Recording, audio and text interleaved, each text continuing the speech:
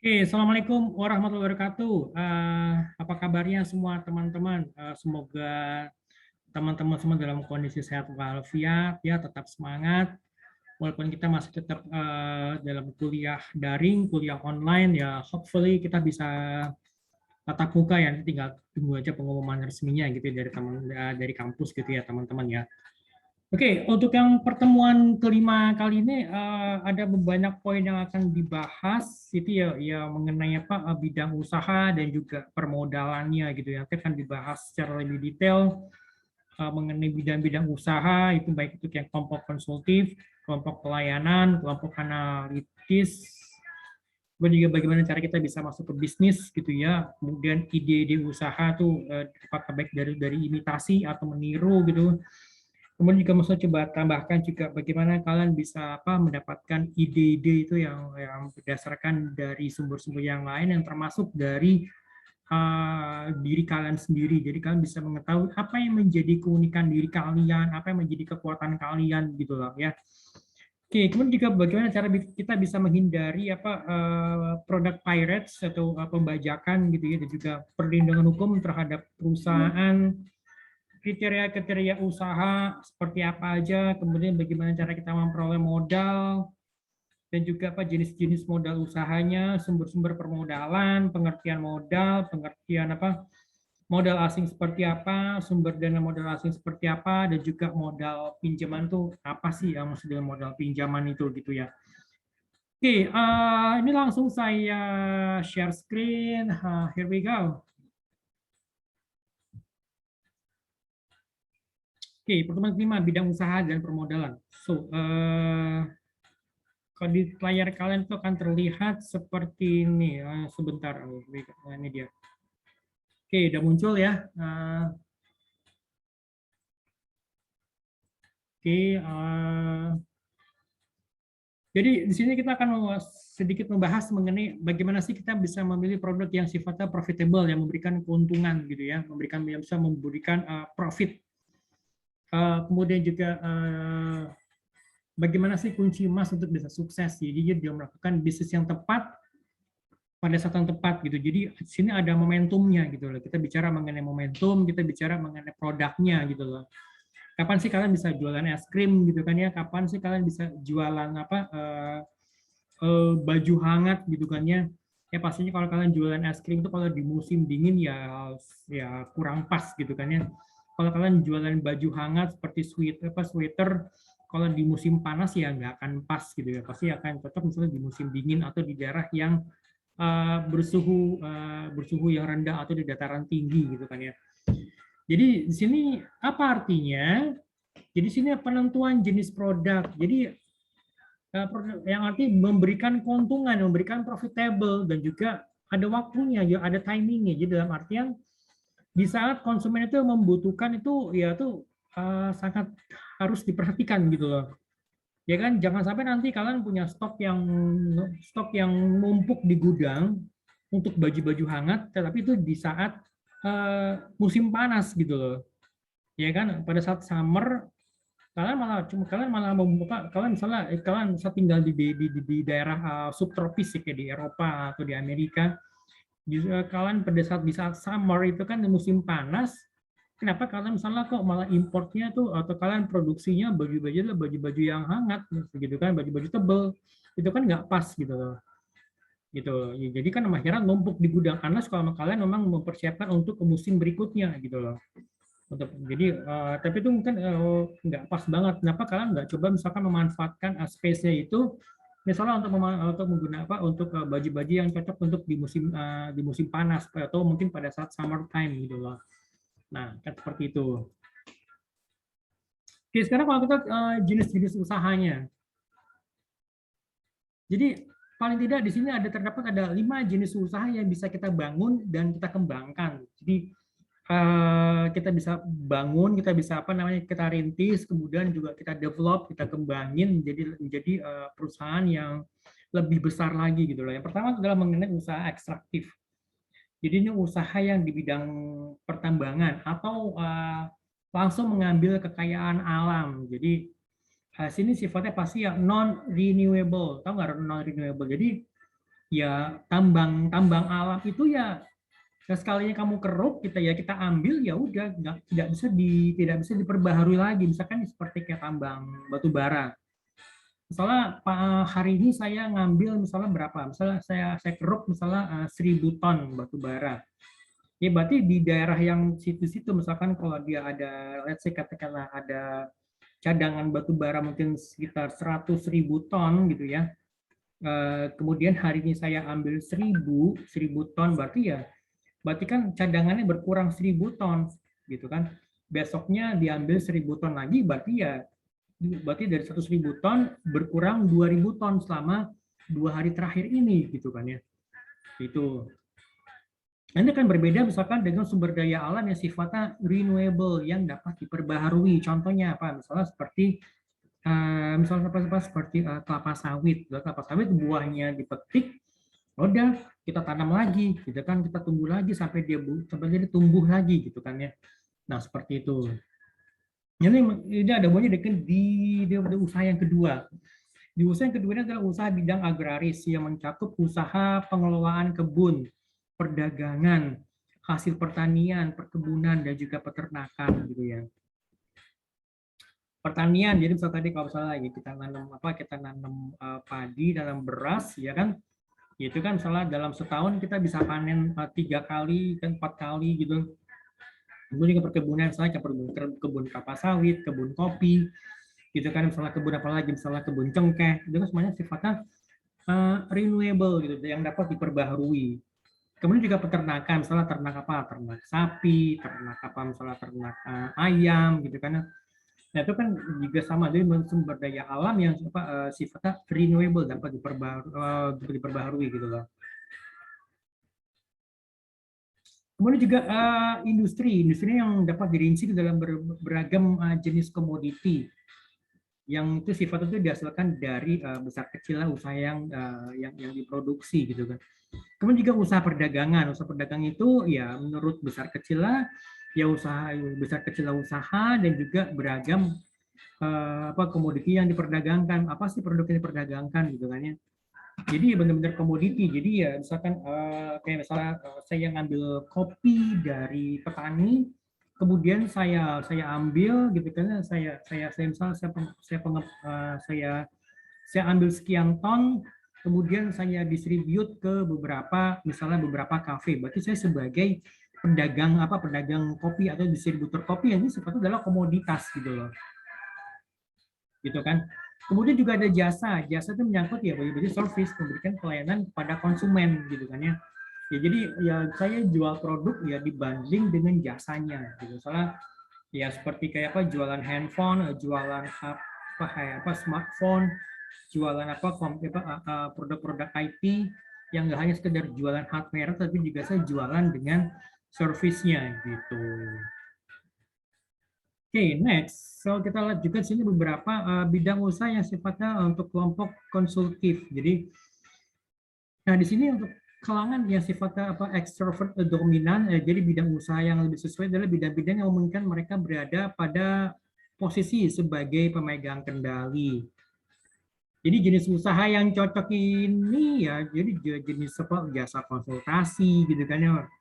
Ya misalnya sebagai konsultan, misalnya konsultan perusahaan konsultan konstruksi gitu kan ya, konsultan misalnya arsitektur gitu kan ya, jasa arsitektur. Jadi selain dia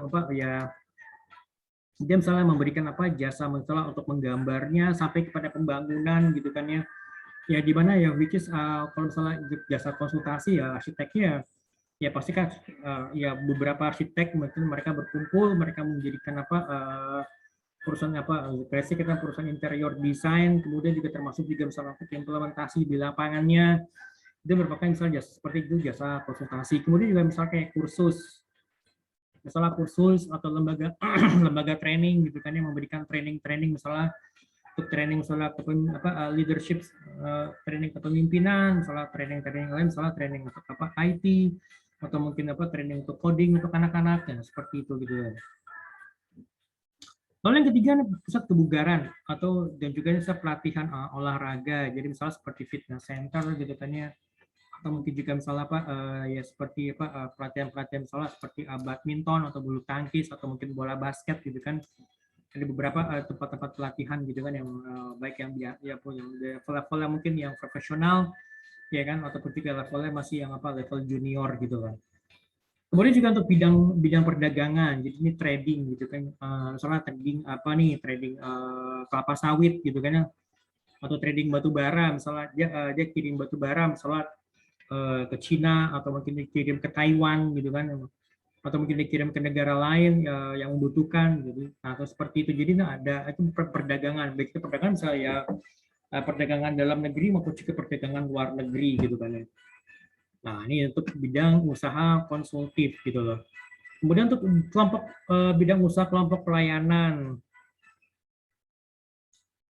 Kelompok ini termasuk kelompok yang ekstrovert, tapi ya kepribadiannya berbeda dengan kelompok konsultatif. Bidang-bidang yang sesuai dengan mereka tuh ya ada bidang biro jasa gitu kan. Misalnya jasanya apa nih? Misalnya jasa penerjemahan gitu kan ya. Gitu tuh jasa, misal jasa apa lagi? Tadi misalnya jasa untuk apa? Penggambaran gitu, menggambar interior, merancang ruangan atau mungkin di rumahnya sudah ada, mungkin tinggal dirancang untuk interiornya gitu kan. Misalnya menggunakan interior yang sifatnya misalnya apa industrial atau mungkin interior yang sifatnya tradisional atau vintage gitu kan ya. Kemudian juga biro ya seperti biro teknik, biro jasa pengetikan, tapi sekarang mungkin udah jarang mungkin ya jasa pengetikan. Mungkin jasa itu jasa pada misalnya penyewaan sewa misalnya untuk pencetakan gitu kan ya, termasuk juga misalnya ya, fotokopi dan penjelidikan. Kalau kalian tahu misalnya kayak di kampus Jatiwaringin, kampus BSI Jatiwaringin, samping itu kan kalau kalian keluar dari kampus itu ke kanan itu kan samping persis itu dia ada misalnya jasa untuk fotokopi ya, jilid ya, mungkin untuk cetak dokumen gitu kan, walaupun cuma selembar dua lembar gitu. Kemudian misalnya ya untuk misalnya percetakan misalnya sablon misalnya untuk kaos gitu, atau mungkin ya kaos atau mungkin topi gitu kan ya. Kemudian juga misalnya seperti bengkel, baik untuk bengkel mobil roda 2 atau roda 4, dan juga misalnya jasa kontraktor ya, rumah kos ya, misalnya ya saya punya rumah gede saya jadikan sebagai tempat kosan itu seperti itu. Misalnya ada berapa, ada 4 kamar 5 kamar yang saya sewakan setiap bulannya gitu kan. Dan mungkin juga misalnya ya jasa salon kecantikan ya, misalnya kecantikan atau spa, atau mungkin ya seperti spa misalnya seperti sekarang itu yang terkenal adalah barbershop gitu ya. Nah, atau mungkin juga sebenarnya makelar ya, misalnya ya saya punya kenalan mereka yang membutuhkan mereka yang membutuhkan mereka yang membutuhkan batu bara. Saya punya kenalan di luar negeri, dia sebagai calon buyer atau dia sebagai trader ya, dia membutuhkan batu bara misalnya sekian ribu ton gitu kan, misalnya sekian ribu ton misalnya untuk dalam jangka waktu berapa bulan gitu. Pengirimannya misalnya pengirimannya itu bisa bertahap, pembayaran juga sama gitu kan. Nah, tapi saya juga di sisi yang lain saya kenal dengan pengusaha batu bara. Misalnya dia punya izin usaha pertambangan untuk IUP gitu, izin usaha pertambangan batu bara misalnya di mana, di Kalimantan atau mungkin di tempat lain. Ini kita coba pertemukan gitu loh. Itu saya sebagai maklar atau sebagai middleman bisa dibilangnya gitu loh. Ya saya sebagai orang memperkenalkan antara si calon pembeli dengan orang yang memiliki tambang batu bara, itu saya sebagai maklar gitu loh. Jadi situ baru saya mengharapkan adanya fee gitu kan, misalnya setiap bulan misalnya pembayaran gitu lewat letter of credit atau LC, kemudian setelah dibayar saya menerima fee-nya atau bonusnya gitu kan. Oke, kemudian bidang usaha kelompok analitis. Jadi mereka adalah sebagai pemecah masalah-masalah atau memecah masalah sebagai problem solver gitu ya. Jadi ya sebagai mereka yang memberikan solusi kepada konsumen atau kepada klien gitu. Bidang-bidang usaha ini ya contohnya misalnya seperti jadi jasa penerjemah. Jadi jasa penerjemah itu ada jasa yang penerjemah sifatnya resmi atau sworn translator gitu ya. Jadi yang diakui. Jadi mereka tuh punya. Jadi kalau setiap hasil terjemahan itu pasti ya dicap dan ditanda tangan. Jadi ada cap resminya gitu loh. Itu jadi atau mau pakai yang apa jasa penerjemah resmi atau mungkin yang tidak resmi gitu kan ya. Ya pasti memang kalau yang tidak resmi pasti ya biaya per lembarnya akan lebih murah dibandingkan hasil apa terjemahan untuk setiap lembaran dari mereka yang sudah tersumpah gitu kan, alias jasa penerjemah resmi gitu. Oke, yang kedua ya jasa referensi perangkat elektronik atau mungkin IT. Jadi misalnya ya kayak di masalah apa yang mereka yang punya keahlian untuk apa ya, dalam bidang IT, terutama untuk hardware gitu ya. Ya perbaikan hardware misalnya laptop, PC, komputer atau mungkin printer seperti itu. Kemudian juga karya-karya intelektual. Apa aja karya intelektual? Ya misalnya dari hasil misalnya apa dia jualan aplikasi, dia jualan apa program, ini bisa dianggap sebagai karya intelektual dan ini bisa didaftarkan ke hak atas kekayaan intelektual gitu loh. Atau mungkin jika misalnya seperti kayak batik gitu ya, karya batik misalnya dia membuat apa gambar burung atau mungkin gambar wayang gitu yang kemudian hasil batiknya hasil batiknya itu dia daftarkan ke haki gitu loh, itu bisa seperti itu.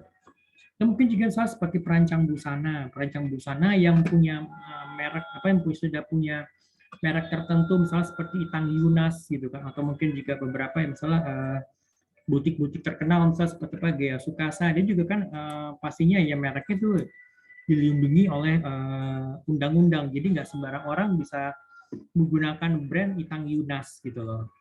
Gitu pastinya ya nanti ya bisa bisa dituntut tuh, soalnya ada orang lain yang sembarangan menggunakan apa brand yang sama, misalnya susah Itang Yunas di misal di kaosnya atau di hasil jahitannya, itu nggak bisa gitu loh. Kemudian yang kelima Binato atau laundry, ini yang cukup banyak ya di sekitar kompleks perumahan, apalagi misalkan kalau kayak di apartemen gitu ya.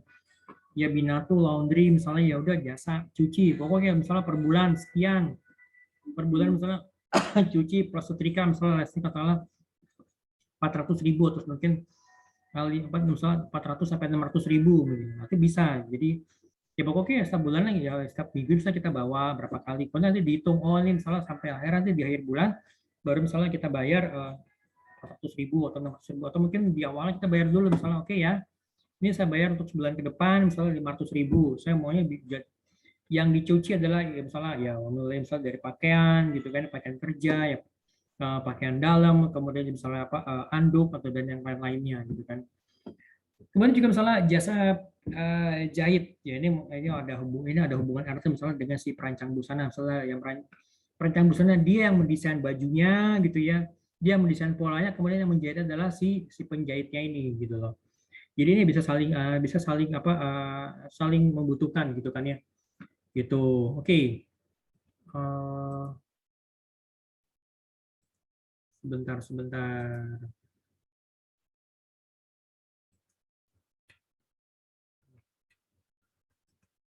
Coba berubah. Sebentar ya, ini ada yang perubahan.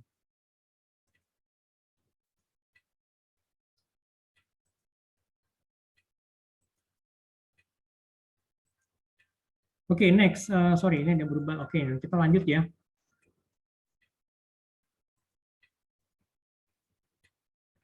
So, bagaimana kita bisa cara kita bisa masuk ke dalam bisnis? Gitu. Jadi ya pasti ya kita bisa merintis usaha gitu kan ya.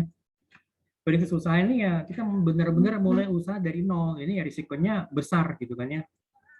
Apalagi misalnya dengan kondisi pandemi seperti sekarang ini, ya kalian misalnya merintis usaha kuliner gitu ya.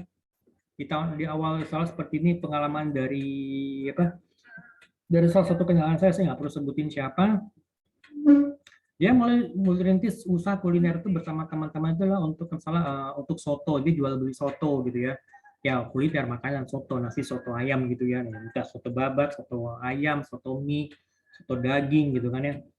3 bulan berjalan, tapi sayangnya pada saat mulai merintis ini berat, ada pandemi kan di tahun 2020. Apa yang terjadi? Ya udah akhirnya kan usaha terseok-seok, akhirnya bubar gitu loh. Kan sayang banget. Emang pandemi ini emang benar-benar dia yang merubah bisnis landscape gitu ya. Nanti saya akan jelaskan lebih detail lagi di pertemuan berikutnya.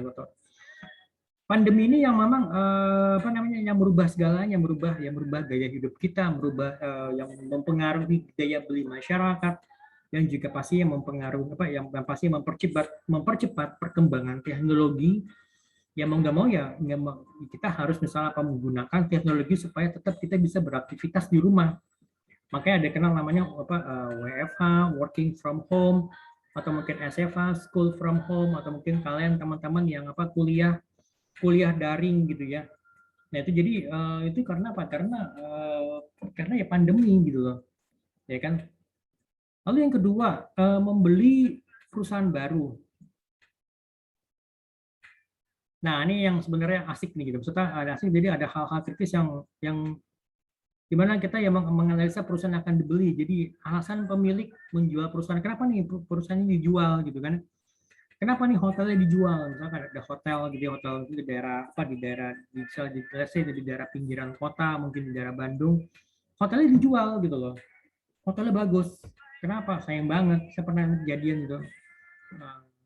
Kenapa Pak hotelnya dijual? Oh, karena masalah ya karena ya si ownernya itu ya mau bagi-bagi warisan, ya udah capek misalnya, ya udah mendingan gue bagi aja gitu loh. Hotel gue jual, hasilnya nanti gue bagi, saya bagi ke anak-anak saya gitu kan. Ada seperti itu gitu. Kemudian juga potensi produk dan jasa yang dihasilkan. Kira-kira misalkan gini, kalau sekarang juga ini di Bandung nih banyak mall yang dijual gitu. Mall-mall yang dijual karena apa? Karena ya sepi gitu, karena sepi karena ya pandemi. Siapa yang mau datang ke Bandung untuk misalnya untuk berwisata gitu kan? Yang pada saat PPKM level 4 aja itu kan orang mau keluar dari rumah, misalnya tinggal tinggal di Bekasi mau ke Jakarta aja udah ada penyekatan misalnya di apa di Kalimalang gitu kan.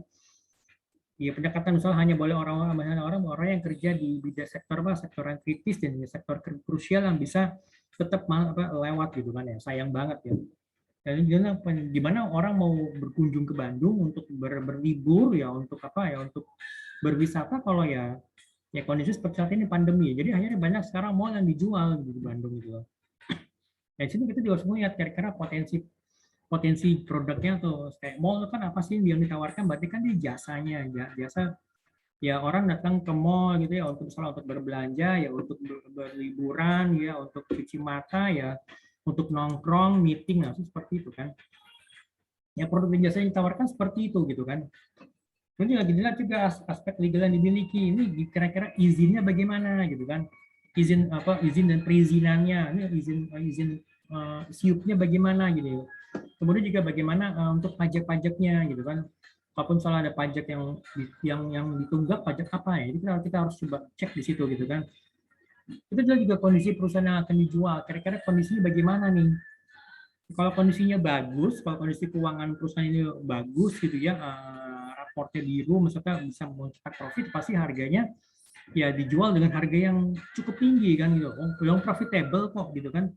Lo kalian salah beli hotel 1 triliun, harga mau setiap bulannya dia bisa, hotel ini bisa menghasilkan apa, revenue misalnya katakanlah 5 sampai 7 miliar per bulannya, kan itu lumayan gitu loh. Nah, seperti itu. Itu bisa sebagai contoh aja. Yang dijual 1 T, yang salah setiap setiap bulannya mungkin ya nggak sampai 5 M, sekarang 10 M, ya gitu kan dia bisa menghasilkan profit 10, salah katakanlah salah ya 10 M gitu ya. Ya lumayan gitu kan ya, gitu. Kemudian yang ketiga juga adalah ini ya, maksudnya yang perlu diperhatikan untuk pembelian perusahaan baru. Jadi ada banyak aspek-aspek legal yang harus diperhatikan. Jadi nggak hanya sekedar kayak beli apa ya, sorry itu sih misalnya kayak beli kacang goreng gitu ya, pilih langsung beli bayar gitu kan, enggak, tapi kita harus melihat ini apa alasannya si ownernya menjual asetnya, perusahaannya, hotelnya, bangunannya, kenapa. Kemudian juga produk apa, produk dan jasa yang dihasilkan itu kenapa ya gitu, apa. Kalau misalnya tadi kayak mall di Bandung ya sayang banget gitu kan, ya pastinya eh, dijual dengan harga rendah, ya harga jatuh juga susah gitu kan ya, gitu. Lalu yang ketiga, waralaba atau franchising, kerjasama manajemen untuk menjalankan perusahaan cabang. atau sebagai penyalur. Jadi kalau inti dari waralaba itu sebenarnya yang kita memberikan hak monopoli untuk menyelenggarakan usaha dari perusahaan tersebut gitu. Jadi salah saya beli franchise-nya kuliner A, berarti saya punya hak untuk punya hak untuk menyelenggarakan penjualan misalnya kuliner si A ini, misalnya jualan apa, ya jualan roti, ya jualan apa, jual apa semua hasil produk apa, produk terigu gitu, misalnya ya roti, misalnya pizza, apapun itu semuanya gitu loh. Kemudian mungkin juga ya apa, misalnya apa snack, kan seperti itu gitu loh. Nah, jadi ini ada beberapa istilah yang terkait dengan apa, waralaba. Yang pertama adalah franchiser. Jadi itu perusahaan induk, perusahaan yang memberikan lisensi. Kemudian franchisee, perusahaan yang diberikan lisensi oleh franchiser gitu loh. Jadi soalnya saya beli kuliner A, berarti saya sebagai franchisee-nya. Saya sebagai perusahaan saya sebagai pihak atau perusahaan yang diberikan lisensi oleh si franchiser, oleh perusahaan induknya gitu loh. Soalnya perusahaan induknya di mana? Oh, perusahaan induknya misalnya ada di Semarang gitu kan. Saya ada di Jakarta. Nah, berarti saya punya hak untuk menyelenggarakan usaha jual beli roti yang tadi, apa yang kuliner A tadi gitu loh. Gitu. Nah, sekarang gimana nih kalau misalkan ide usaha dari imitasi gitu loh. Jadi ya niru gitu loh. Jadi ada istilah namanya creative adapters. Jadi pengcopy ide kreatif ini jadi bukan pelaku imitasi yang melanggar hukum. Yang tidak dibenarkan adalah melakukan counterfeits dan product piracy, jadi pembajakan merek. Jadi benar-benar mereknya dibajak gitu, atau mungkin ya gambar mereknya atau sebagian dari mereknya dibajak. Jadi ya hal-hal seperti ini yang dijalankan oleh seorang penipu, bukan oleh seorang entrepreneur gitu loh. Jadi misalnya ya mungkin ada gambarnya atau mungkin ada sebagian dari huruf yang dipakai itu merupakan nanti takut nanti dia dianggap atau diduga atau diduga sebagai apa namanya pembajakan gitu loh, atau dikasihkan sebagai pembajakan. Itu kan yang sebaiknya kita menghindari hal seperti itu gitu. Kita nggak usah pakai misalnya ada sebagian gambar atau karakter, mungkin ada misalnya beberapa karakter dari Disneyland atau mungkin beberapa karakter misalnya dari Avengers yang dipakai untuk apa pada produk yang akan kita jual. Itu nggak boleh. Kalau boleh, tetapi kalau misalkan kita membayar royaltinya gitu loh.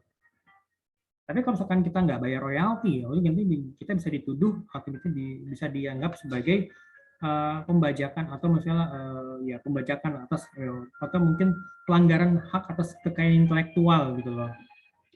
Gitu. Oke.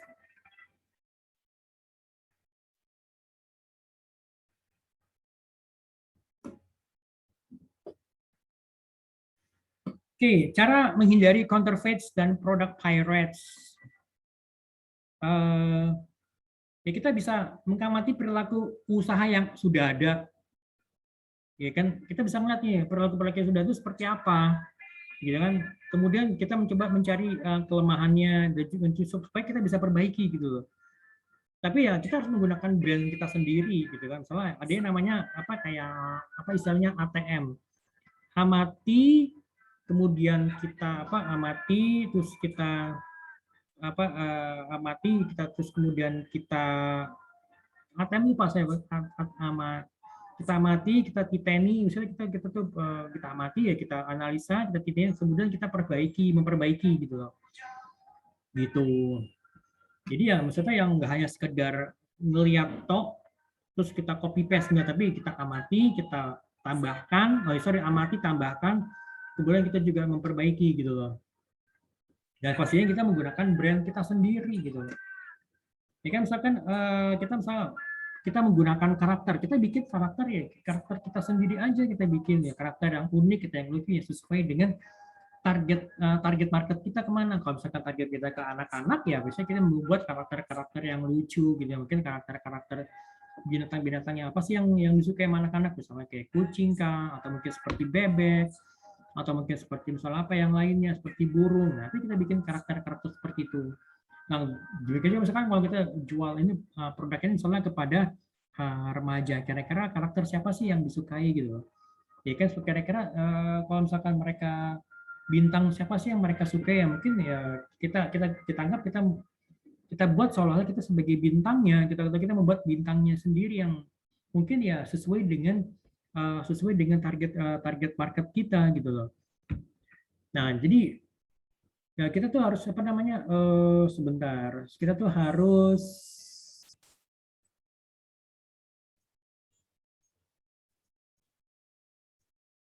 nah sorry, jadi kita harus melakukan hal-hal seperti ini. Jadi kita mempelajari industrinya. Kalau misalkan kalian mau coba masuk ke industri kuliner, kalian harus pelajari industri kuliner. Jadi mempelajari itu nggak hanya sekedar sehari dua hari apa sehari dua hari cuma diem, tapi harus berhari-hari, harus cukup lama gitu loh.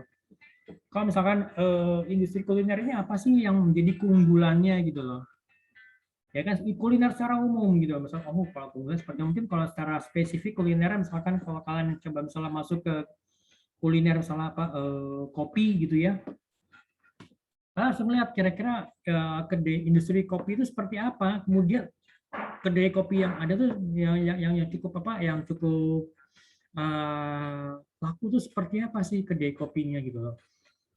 Ambience seperti apa gitu kan, apakah ambience yang apa, yang misalnya yang cozy, atau mungkin yang ambience mungkin yang apa, yang misalnya apa vintage dan cozy, atau mungkin ambience industrial gitu ya, industrial yang rumah industrial kaku tapi terasa nyaman di dalamnya gitu kan.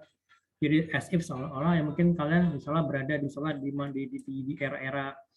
era-era industri, di awal-awal industri mungkin gitu kan.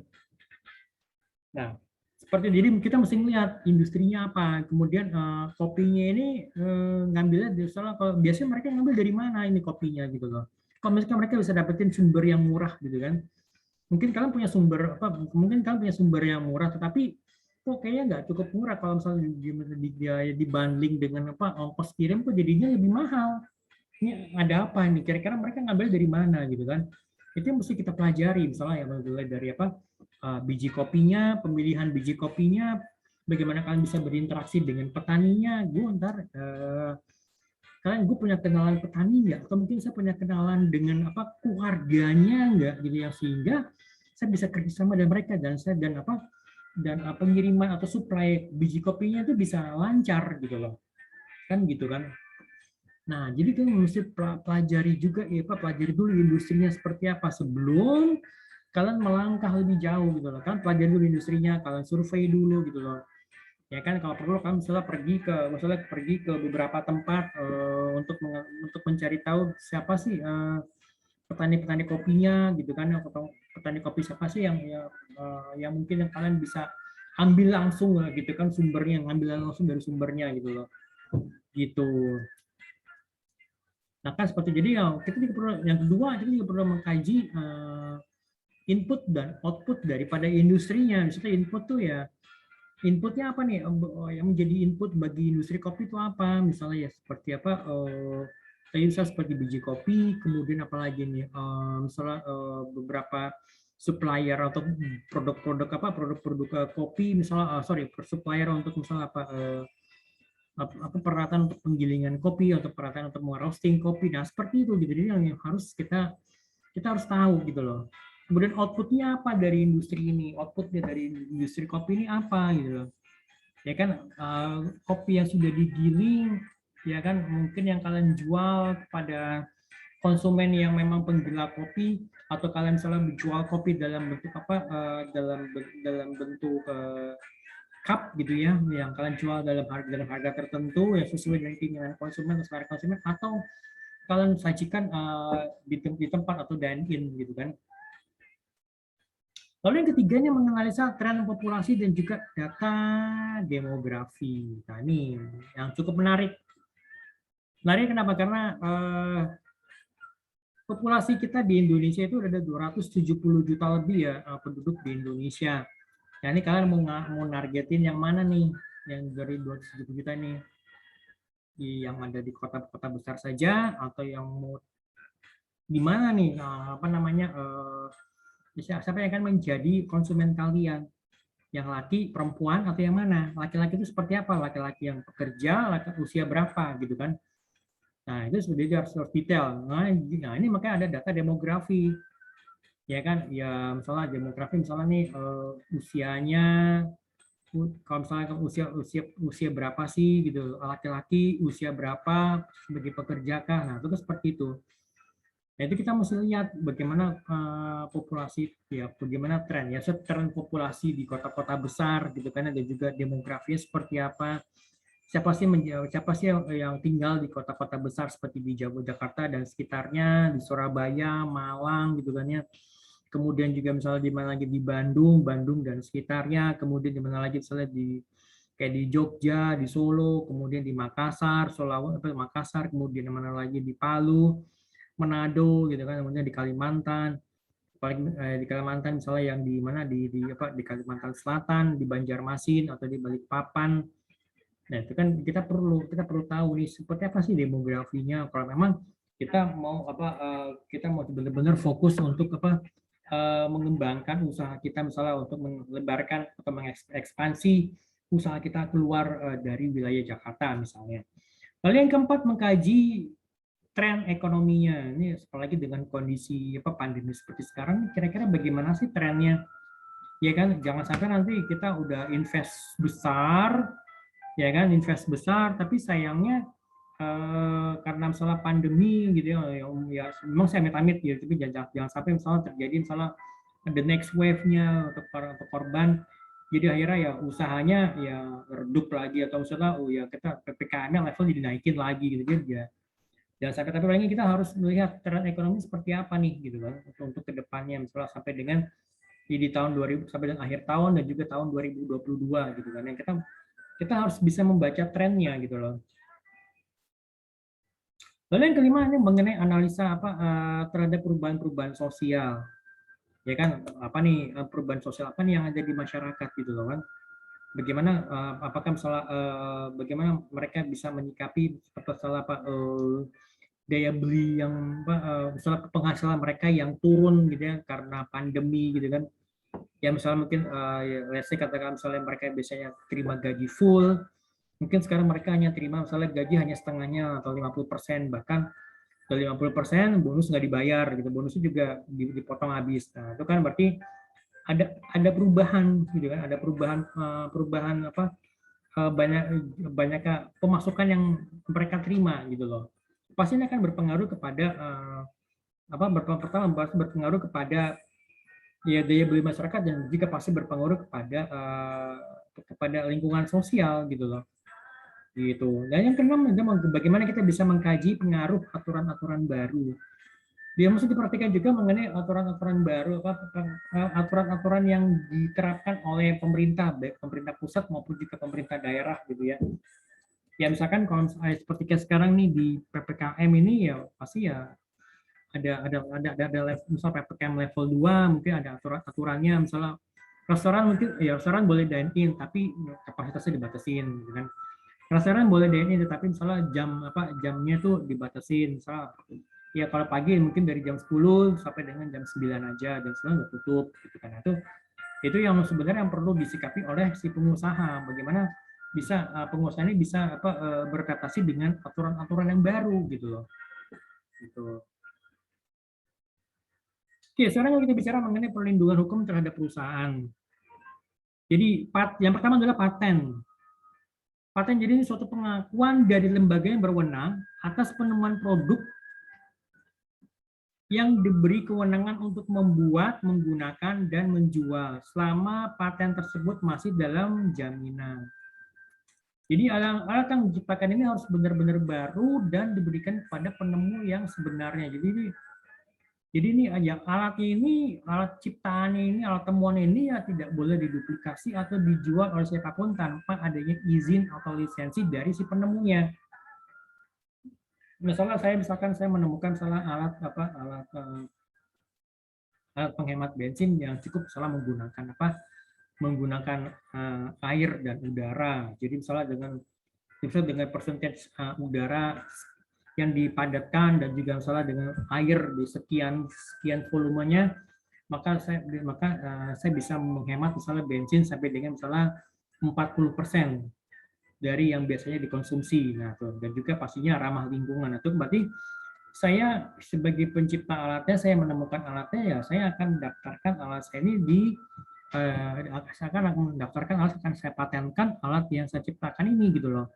Sehingga nantinya kalau ada orang yang mau menggunakan produk saya atau alat saya, dia harus minta izin kepada saya, alias dia harus bayar sejumlah uang tertentu gitu. Oke, yang kedua adalah brand, merek dagang. Merek dagang maksudnya ya umumnya sih berbentuk ya ada nama, ya ada simbol, ada logo, dan juga slogan ataupun tempat dagang yang oleh perusahaan digunakan untuk menunjukkan siapa dirinya gitu loh, siapa originalitas produknya ataupun jasanya yang membedakan dengan produk ataupun jasa lain yang ada di pasar di pasaran gitu loh. Misalnya kayak misalkan kayak apa? Saya katakan misalnya saya sebut misalnya kayak logo logo kedai kopi Starbucks ya, itu kan itu ciri khasnya kan seperti itu kan, logonya logonya bulat berwarna hijau gitu kan. Nah, itu kan pasti ada tulisannya Starbucks-nya. Jadi siapapun yang nanti yang mempunyai yang membuat logo yang menyerupai logo Starbucks, berarti Starbucks ini bisa menuntut gitu loh. Karena kok mirip gitu. Misalnya kan bisa menyesatkan konsumen gitu kan. Masalah kalau dia datang ke tempat, oh ternyata kok bukan Starbucks, ternyata produk lain gitu misalnya. Copyright, jadi hak istimewa yang guna melindungi pencipta dari untuk keoriginalitas ciptaannya. Contohnya misalnya lagu, kemudian juga karangan, ya hak untuk memproduksi, ya hak untuk menjual gitu kan ya. Nah itu seperti itu. Gitu. Nah, oke. Kemudian juga ada lagi kriteria-kriteria usaha gitu loh. Adalah yang usaha mikro, gitu kan ya. Usaha mikro itu ya, jadi mempunyai kekayaan bersih aset yang paling banyak itu 50 juta. Jadi kekayaan bersihnya aset itu maksimum itu 50 juta, tidak termasuk tanah dan bangunan tempat usaha. Atau mempunyai hasil penjualan omsetnya itu per tahunan, omset tahunannya itu paling banyak 300 juta. Jadi misalnya kita bisa bagi, berarti 300 juta mungkin sebulannya mungkin sekitar berapa tuh? Ya kan misalnya sekitar misalnya saya katakan misalnya 20 jutaan mungkin gitu kan ya. Coba kita bagi 300 bagi 12 berapa? Nah, kita bisa hitung di situ gitu kan. Kira-kira berapa sih hasilnya? Coba.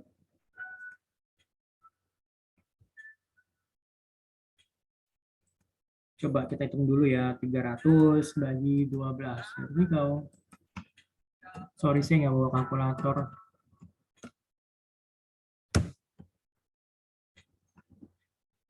Berarti dalam sebulan ya omset itu ya 25 juta gitu kan, 25 juta. Jadi per bulannya dia mempunyai omset itu 25 juta gitu maksimum. Ya kalau di bawah itu ya nggak masalah gitu, berarti tetap masih masuk kategori usaha mikro. Kemudian ada lagi usaha kecil. Usaha kecil itu ya berarti yang kekayaan bersihnya itu aset itu lebih dari 50 juta sampai dengan paling banyak 500 juta, pokoknya maksimum 500 juta. Mulai dari paling kecil 50 juta sampai 500 juta, tidak termasuk tanah, tidak termasuk bangunan tempat usaha gitu loh. Kemudian juga mempunyai hasil penjualan omset tahunan yang lebih dari 300 juta sampai dengan paling banyak 2,5 miliar gitu loh.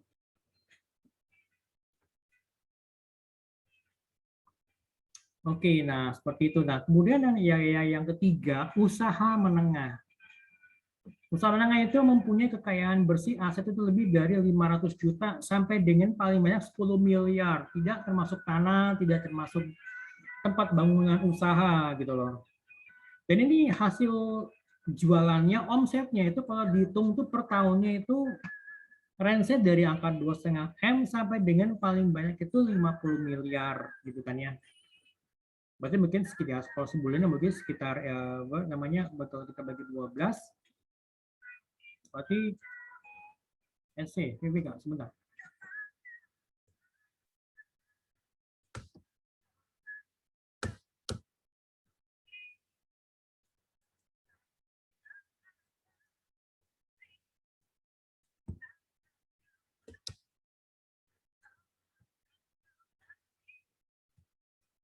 Ya, nanti kita hitung ya. Oh, saya nggak boleh kalkulator.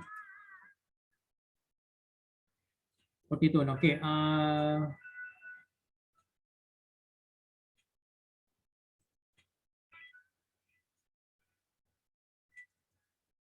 Oke, next. Jadi nih kriteria seperti ini, kriteria berdasarkan nominal ini dapat diubah sesuai dengan perkembangan perekonomian, disesuaikan dengan perkembangan perekonomian di pasar gitu ya. Ya mungkin kalau nanti perekonomian kita mulai membaik ya pasti nanti kriterianya ya diharapkan biar bisa meningkat ya gitu kan, bisa bisa naik. Kalau misalnya angkanya naik ya pasti insya Allah ya usahanya kan juga akan lebih baik lagi gitu kan ya. Siapa sih nggak pengen punya usaha mungkin omset tahunnya bisa sampai 500 juta. Jadi siapa sih nggak pengen misalnya yang usaha kecilnya dia misalnya naik kelas yang tadinya mungkin paling banyak setahun asetnya cuma 2,5 miliar, mungkin dia naik jadi 3 miliar gitu kan. Oke, nah seperti itu. Oke, next, bagaimana cara kita bisa memperoleh modal? Untuk kita bisa mendirikan usaha atau menjalankan usaha pasti dibutuhkan adanya modal dan juga tenaga. Jadi adanya modal dan juga keahlian. Modal dalam bentuk uang itu dibutuhkan untuk membiayai segala keperluan usaha, misalnya untuk biaya pra investasi gitu kan, misalnya untuk biaya misalnya untuk izin, perizinan gitu ya. Kemudian tuh ya biaya kemudian juga biaya investasi untuk pembelian misalnya apa tadi aktiva tetap misalnya seperti tadi apa tanah ataupun bangunan sampai kepada yang modal kerjanya gitu loh. Gitu. Nah, oke. Nah, kemudian modal keahlian ini merupakan ya keahlian expertise gitu ya.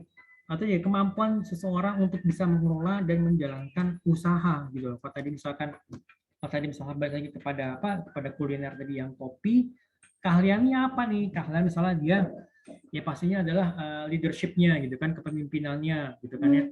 Kemudian juga misalnya ilmu mengenai ilmu maupun juga pengalaman mengenai pemilihan biji kopi gitu kan. Kemudian juga ya selain itu juga mengenai kemampuan untuk menjadi seorang barista yang handal gitu kan, supaya bisa menyajikan kopi yang nikmat, kopi yang sifatnya apa sih yang unik dari, jadi dia bisa menyajikan sesuatu yang sifatnya unik dibandingkan dengan kedai-kedai yang lainnya gitu atau kafe yang lainnya gitu kan. Oke, kemudian juga besaran modal yang dibutuhkan tergantung dari jenis usaha yang akan digarap gitu loh. Jadi perhitungan terhadap besarnya kebutuhan usaha ini ya harus dilakukan sebelum usaha tersebut ini dimulai gitu loh. Jadi juga pastinya kita perlu melakukan proses seleksi karyawan. Ini siapa yang menjadi karyawan kita gitu. Siapa yang nanti yang saya sebagai baristanya, nanti juga nanti saya dibantu oleh misalnya siapa istri saya sebagai mungkin kasir. Nanti sebenarnya siapa yang akan menjadi helpernya. Misalnya helper tuh yang mungkin yang menyajikan kopinya ini ke konsumen. Kemudian juga siapa yang akan membantu saya nanti untuk mencuci di belakang atau mungkin ya helpernya yang membantuin yang hal-hal yang lainnya gitu loh. Itu yang perlu dipikirkan gitu kan ya. Kemudian seberapa cepatnya dia bekerja, seberapa cekatannya gitu. Inisiatif apa yang dia bisa miliki gitu kan. Nah, seperti itu yang perlu diperhatikan juga gitu loh. Kemudian juga jenis-jenis modal usaha. Ada 2 jenis modal usaha. Modal pertama modal investasi. Yang digunakan jangka panjang dan dapat digunakan berulang-ulang ya, namanya investasi gitu kan ya. Ini bisa umumnya lebih dari setahun. Misalnya untuk pembelian aktiva tetap seperti tanah, bangunan, mesin, ya kan mesin untuk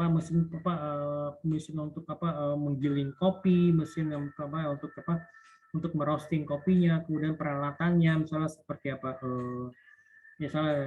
seperti cupnya gitu kan ya. Kendaraan mungkin kita beberapa kendaraan misalnya dibutuhkan juga mungkin tidak setiap saat gitu kan ya. Ya mungkin bisa jadi ini bisa bersumber dari perbankan atau dari non perbankan gitu kan ya. Kemudian modal kerja digunakan untuk jangka pendek. Ini beberapa kali dipakai dalam suatu proses produksi. Nah, modalnya digunakan untuk membiayai operasional perusahaan pada saat sedang beroperasi. Jadi modal kerja itu ya just short term gitu loh, berapa kali dipakai untuk satu proses produksi. Jadi modal ini digunakan untuk membiayai operasional perusahaan, ya membiayai operasional perusahaan, misalnya untuk bayar gaji karyawan, ya misalnya ya untuk beli apa, untuk beli cupnya, untuk beli belanja kopinya, seperti itu gitu loh.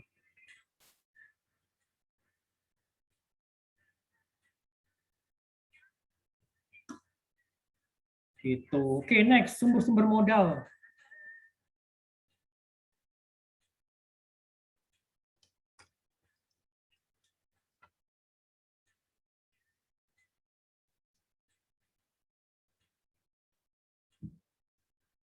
Sumber-sumber modal, jadi kebutuhan modal, baik itu modal investasi maupun modal kerja, itu dapat dicari dari beragam sumber dana. Itu bisa jadi modal sendiri gitu ya, modal yang kita kumpulkan saya dengan rekan-rekan saya yang lain, atau mungkin juga modal pinjaman. Jadi modal sendiri itu modal dari pemilik usaha yang mungkin saya bersama teman-teman kita coba menjadikan apa kedai kopi, misalnya ada berempat, ya udah kita masing-masing saweran gitu kan ya. Modal asing adalah modal yang berasal dari luar perusahaan, jadi bukan asli modal asing, modal dari negara luar negeri gitu kan, tapi modal yang berasal dari luar perusahaan ya, mungkin bisa jadi ada investor, kita mengajak apa investor gitu ya untuk apa, untuk injek dana di tempat kita, atau mungkin juga misalnya siapa kita mengajak misalnya ada mengajak perusahaan lain ya kan, atau mungkin kita mengajak angel investor ya untuk invest di tempat kita gitu ya, seperti itu gitu loh. Oke, sebenarnya sih kalau bicara mengenai sumber-sumber modal itu saya pernah bicara dengan salah satu rekan saya ya. Jadi rekan saya itu merupakan salah satu penggagas untuk apa sorry, ini saya coba tutup dulu. Penggagas untuk ada yang namanya security crowdfunding atau SCF, itu yang namanya fundex.id.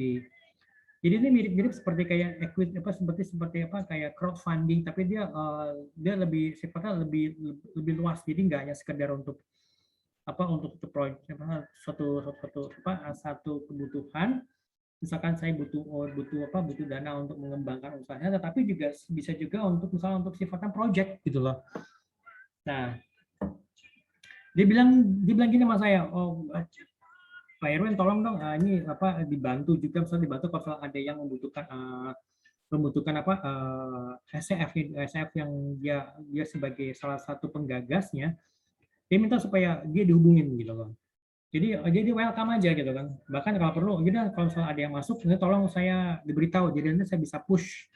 Karena juga dia ada tim business development yang apa yang akan menilai atau menilai semua apa proposal yang masuk ke dia gitu loh. Nah, dia sempat bicara juga ada beberapa syarat-syaratnya yang diantara misalnya ya paling tidak ya sudah berbentuk PT, sudah jalan selama setahun lah, setahun gitu kan ya. Saya pernah coba ajukan beberapa tempat gitu ya, karena juga salah satu bahkan juga ada yang sampai kepada apa pertambangan di Kalimantan.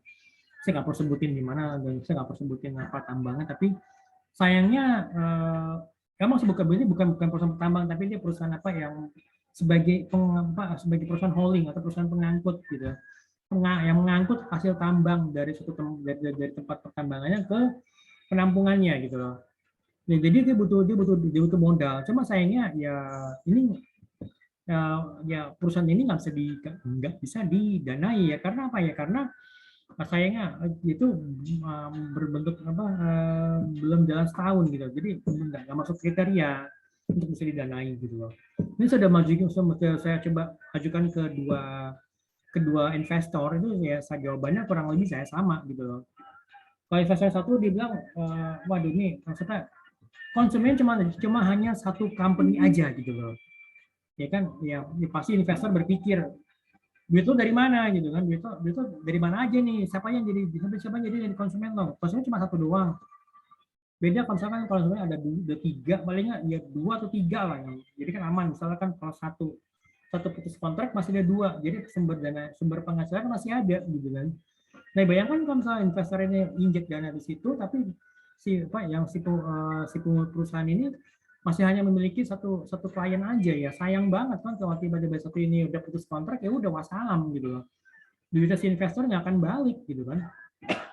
Gimana caranya dia bisa balikin duitnya kalau ya nggak, sumber penghasilannya nggak ada gitu kan. Itu yang menjadi apa, kekhawatirannya gitu loh. Nah jadi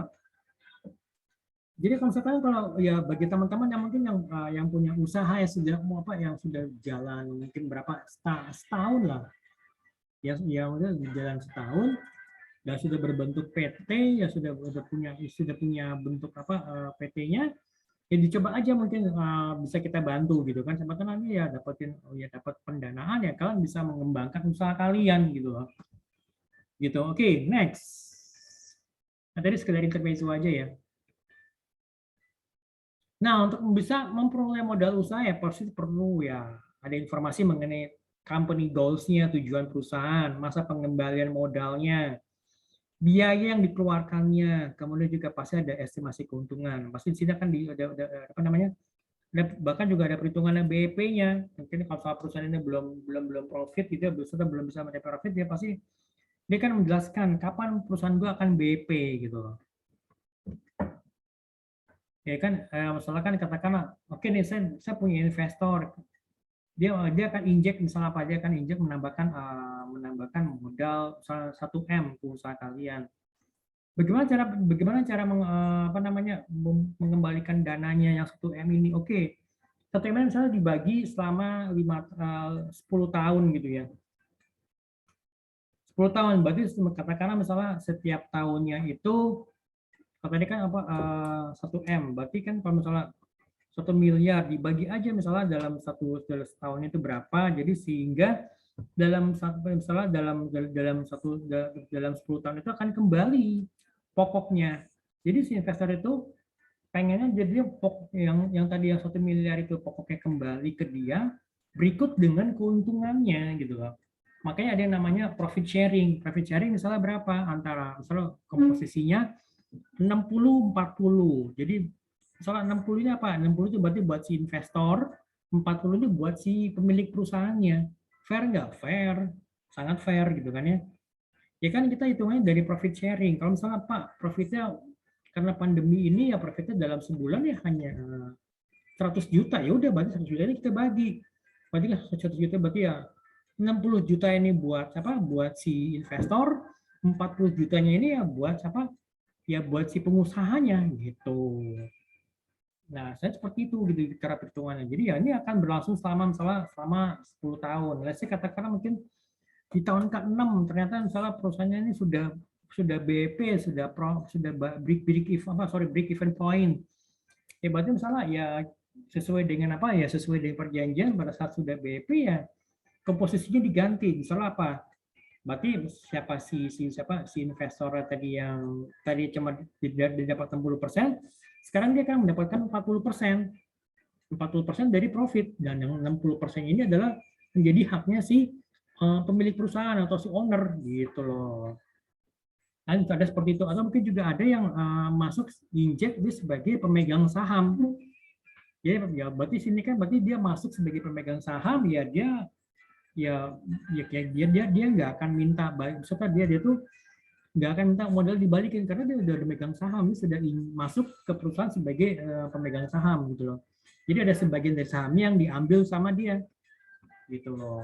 Mungkin kenapa misalnya kan ya, misalkan tadi perusahaan tadi dia kekurangan modal atau mungkin terbelit utang gitu ya, akhirnya dia ada investor yang masuk, oke ini utang lo gue bayarin gitu ya, aset-aset lo nih gue balikin semua, tapi gue pegang, tapi saya punya saham di tempat lo ya sesuai ya sifatnya proporsional, misalnya utang lo misalnya berapa, ada 20 miliar, ya kan ada utang lo 20 miliar gitu kan di bank, ya itu berarti saya akan punya saham sebesar 20 miliar tadi gitu loh, misalnya dari total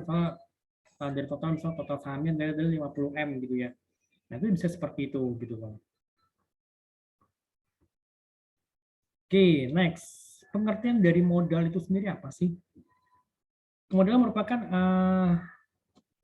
diperoleh dari pemilik perusahaan dengan cara apa? Dengan cara yang mengeluarkan saham. Jadi ada saham yang dikeluarkan gitu. Keuntungan menggunakan modal sendiri ya pasti ya yang nggak adanya beban biaya bunga, tapi hanya bayar dividen saja, membayar apa ya pembagian pembagian hasil apa hasil keuntungan kepada para pemegang saham gitu kan.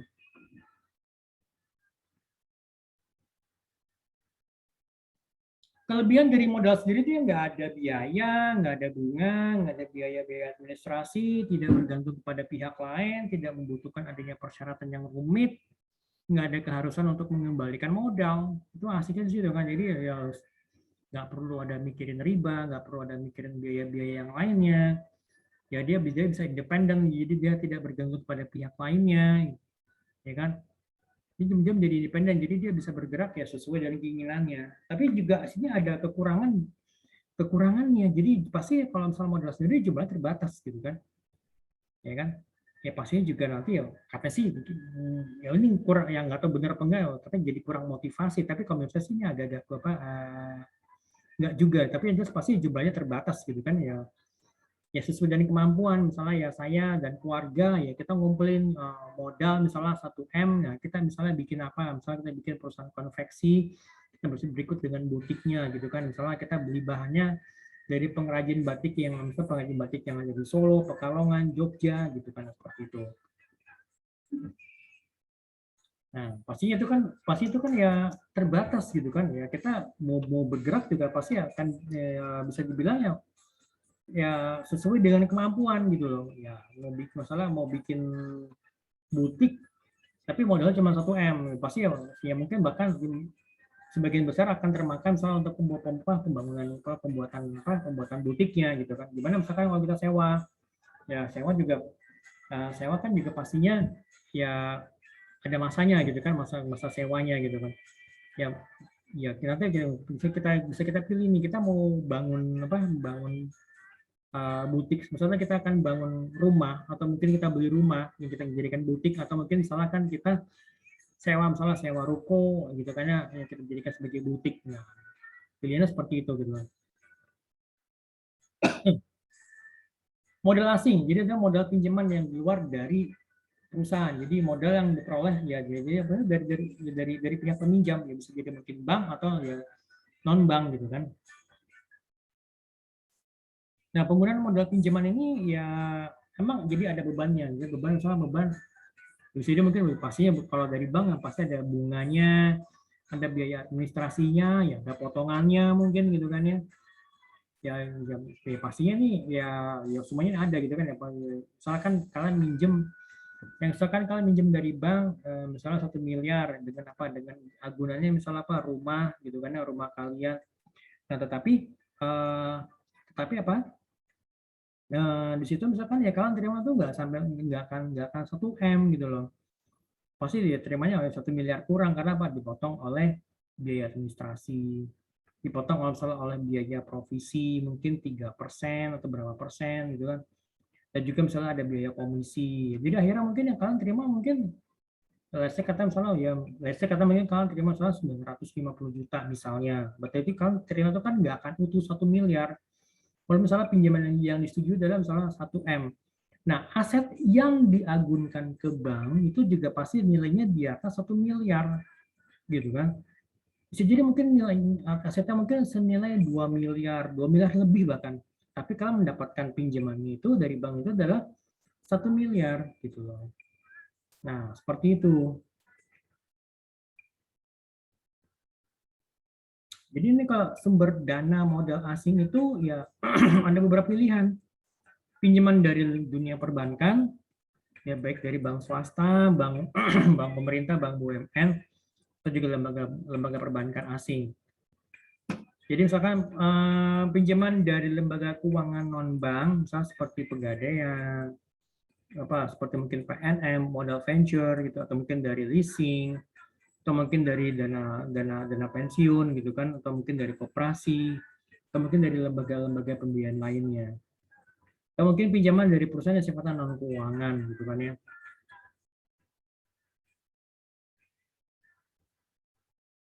Nah, kemudian kelebihan dari modal pinjaman itu pasti jumlahnya lebih besar, bahkan bisa bilang mungkin jumlahnya tetap terbatas tapi tetap lebih besar dibandingkan kalau misalnya modal dari modal yang sekedar modal kita sendiri gitu kan ya. Motivasi usahanya tinggi ya, motivasi usahanya tinggi karena apa ya? Karena dia harus mengembalikan pinjaman yang tadi berikut dengan bunganya gitu kan ya. Dan apalagi misalkan kalau ada aset yang diagunkan di bank, waduh gitu kan.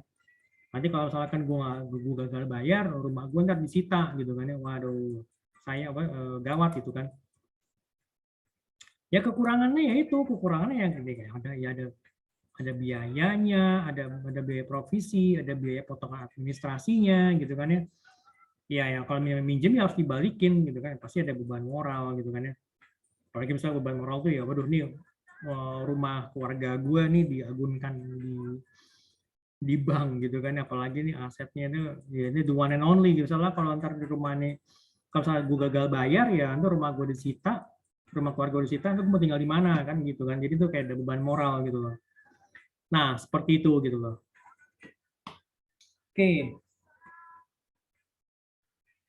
Nah, ya, kita kira-kira gimana? Ada kalau mau tanyakan, monggo silakan. Kalian bisa apa? Nanti kalian bisa apa namanya? Bisa tanyakan ke saya ya lewat Japri ataupun jika misalnya bisa dia ditanyakan misalnya lewat apa? Lewat apa ya grup gitu ya. Terserah sok silakan gitu ya. Oke, untuk sementara ini saya coba siapkan dulu untuk apa beberapa bahan nanti yang terkait mengenai apa saya coba ambil dari buku-bukunya. Nanti akan saya jelaskan dari buku-bukunya apa Pak Rene Suhardono atau mungkin Mas Rene dipanggilnya. Oke, sebentar ya, saya siapkan dulu.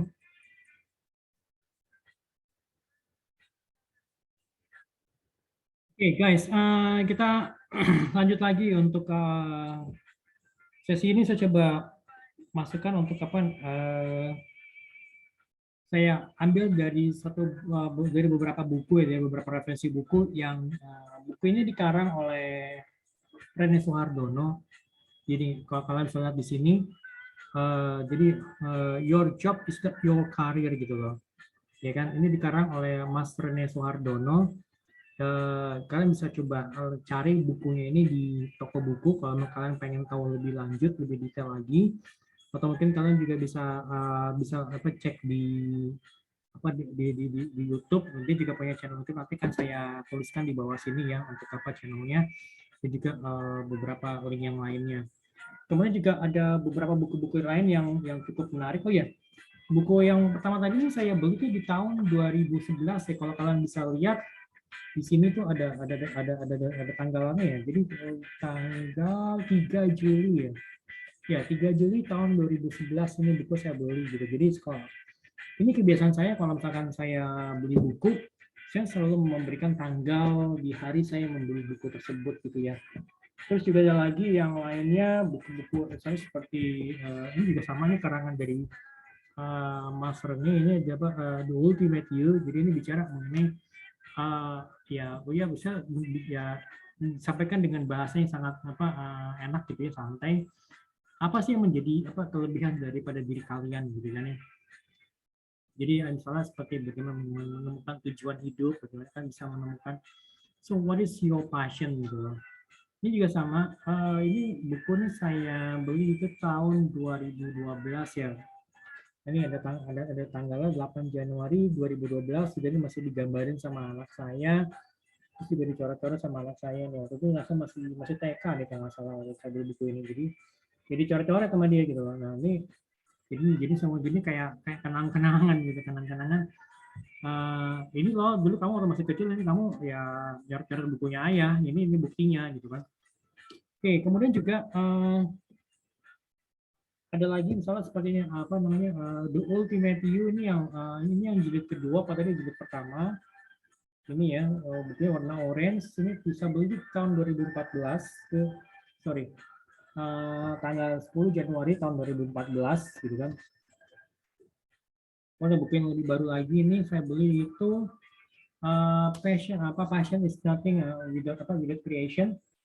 Ini saya beli itu di tanggal 23 Januari 2015, kelihatan nggak ini kan gitu. Nah, kemudian yang terakhir ini buku yang saya beli itu di tanggal 31 Maret tahun 2018 gitu loh. Nah, ini seperti ini. Nah, Jadi saya ambil beberapa bagian-bagiannya. Nanti juga kalian bisa cek di link YouTube-nya. Nanti saya kasih di bawah sini link YouTube-nya. Di sini juga sini Mas Rin itu bisa dihubungi juga. Nanti saya kasih linknya juga nanti. Untuk ya, kalian bisa nanti saya akan kasih alamat emailnya di bawahnya nanti untuk yang bisa kalian coba kontak.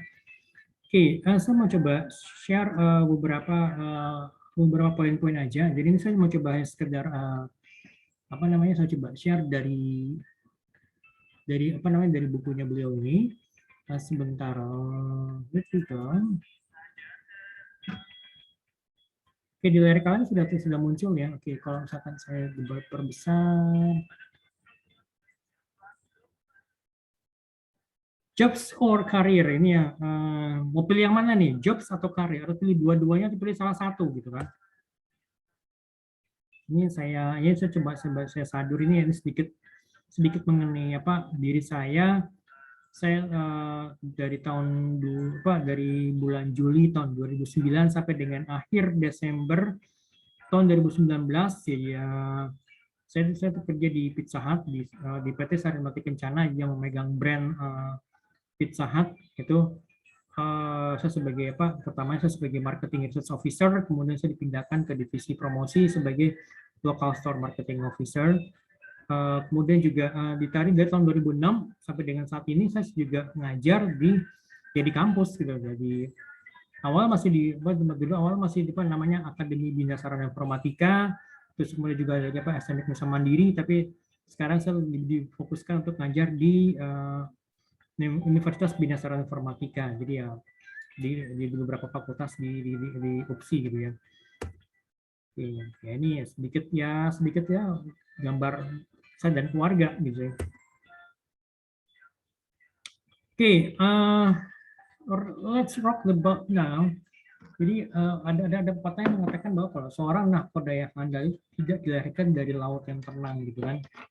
Ya lautnya cuma tenang-tenang aja ya, cuma gelombangnya kecil-kecil aja kok, nggak apa-apa gitu ya. Pokoknya jangan sampai kapalnya goyang ya gitu kan, intinya seperti itu kan.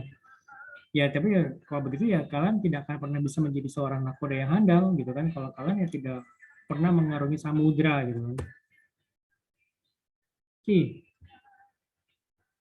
your job is not your career. Kita mau ngebahas apa sih, apa sih yang kita pilih gitu loh. Nah, kalau misalnya kita mulai dari pertanyaan ini ya, are you happy with your career? Sorry, are you happy with your career gitu kan? Happy nggak? Bahagia nggak gitu loh? Ya nggak harus dijawab sekarang, ya coba aja kalian coba tanyakan ke diri kalian gitu kan ya. Nah, kemudian juga are you happy with your life? Kamu happy nggak dengan kehidupanmu?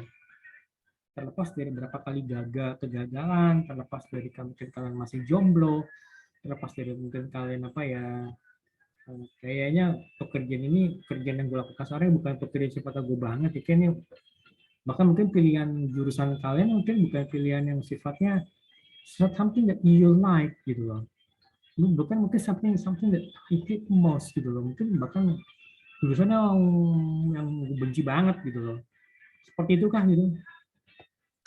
Nah kalian jawab sendiri juga nanti. Oke, sekarang coba kita lihat, happy nggak sih dengan jurusan kalian gitu. Tadi saya sempat udah menanyakan di awal ya, sebelum pertanyaan ini muncul, happy nggak sih dengan jurusan kamu sekarang ini? Ya, yakin happy. Kalau yakin happy, seberapa happy gitu kan? How happy are you dengan pilihan jurusan kalian ini? Ya. Nah, kita lihat di sini happiness level untuk jurusan yang ada saat ini. Happy, dari ekstrem kiri di sini ya, kalian happy, oke, ya, so lah, gitu kan. Happy banget enggak, ya benci banget juga enggak, gitu kan. Nah biasanya mungkin kalau orang Indonesia kan mungkin milihnya di sini yang tengah-tengah ya, biasa-biasa aja gitu. Kalau mereka nggak berani sampai ke ekstrem kiri sini, atau mungkin nggak sampai juga ke ekstrem kanan gitu loh. Gitu. Tapi anyway, kalian care nggak sih dengan kondisi seperti ini gitu? Gitu kan? Oke, sekarang kita lihat on job and career. Apa sih Kenapa sih kalian harus kerja gitu? Apa alasannya? Hanya sekedar untuk duit tok, atau mungkin ya untuk keluarga gitu ya, atau mungkin untuk membunuh ya maksudnya untuk menghabiskan apa ya, mengisi waktu luang aja gitu loh.